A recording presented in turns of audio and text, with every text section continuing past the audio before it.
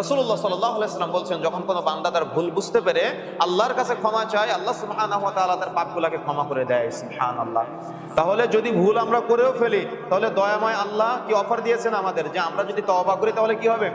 পাপ থেকে মুক্ত হওয়া যাবে। আমরা যদি ভুল করে ফেলেছি অনেক সময়, তখন যদি আমরা আজকে তওবা করি, রাসূলুল্লাহ সাল্লাল্লাহু আলাইহি ওয়াসাল্লাম বলছেন, পিছনে আমরা যত পাপ করেছি এই পাপগুলো সব আবার নেকিতে পরিবর্তিত হয়ে যাবে। সুবহানাল্লাহি ওয়া বিহামদিহি।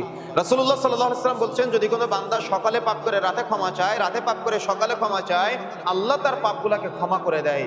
রাসূলুল্লাহ সাল্লাল্লাহু আলাইহি ওয়াসাল্লাম বলছেন, যখন কোনো বান্দা পাপ করার পরে, গুনাহ করার পরে সুন্দর করে ওযু করে, ওযুর পানির সাথে তার পাপগুলো ঝরে ঝরে পড়ে যায়।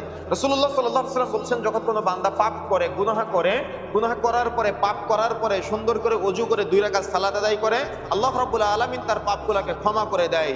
যদি কোনো বান্দা পাপ করার পরে, গুনাহ করার পরে তাহাজ্জুদের সময় জাগ্রত হয়ে 2 হাত তুলে আল্লাহর কাছে একাকী দোয়া করে, আল্লাহ রাব্বুল আলামিন তার এই হাতটাকে খালি হাতে ফেরত দিতে লজ্জা পায়।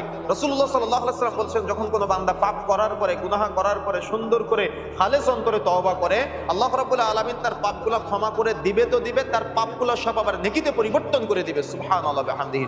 আল্লাহ রাব্বুল আলামিন আমাকে আপনাকে এত এত এত অফার দেওয়ার পরেও পাপ থেকে মুক্ত হওয়ার জন্য, গুনাহ থেকে মুক্ত হওয়ার জন্য আমাদের কি কোনো ব্যক্তির কবরের কাছে চাওয়া লাগে?